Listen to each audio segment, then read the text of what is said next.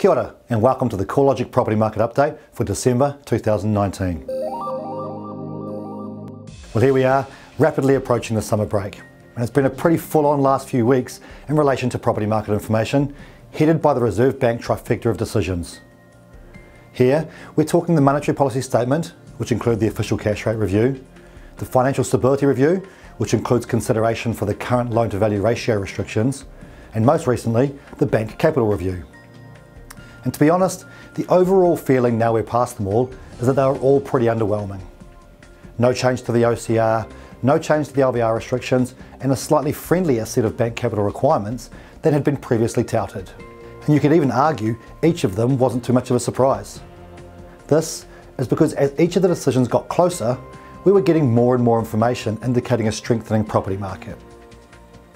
This will have contributed to the conservative decisions made, which essentially put the bank in a wait-and-see mode. Let's move to that data then.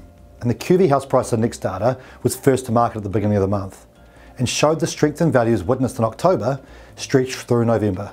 The annual rate of growth across Aotearoa lifted from 2.8% to 3.3% over the month, with each of the main centres also seeing a lift. Reduced serviceability rates continue to play their part in increasing the potential buyer pool, while a lack of properties on the market means immediate supply for those buyers stays low. This means rising values.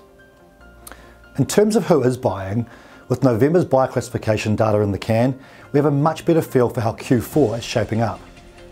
And the lift in the share of sales to investors looks to be lasting. This certainly backs up a lot of the discussions I've been having out and about recently, with those in the industry witnessing a lift in demand and definitely in competition.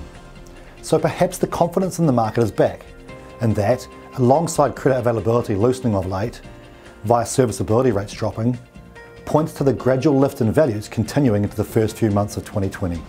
On top of that, if we look at the wider economy, the government has come to the party with their half-year economic and fiscal update containing a lift in infrastructure spend, something the Reserve Bank has unashamedly been urging them to do for a while now.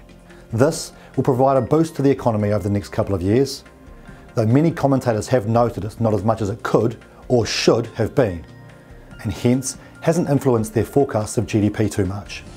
Nonetheless, it provides further support for the property market, with unemployment likely remaining low and net migration high to support the need for workers. On top of interest rates staying at or near their all-time low levels, the macroeconomic fundamentals which influence the property market remain supportive.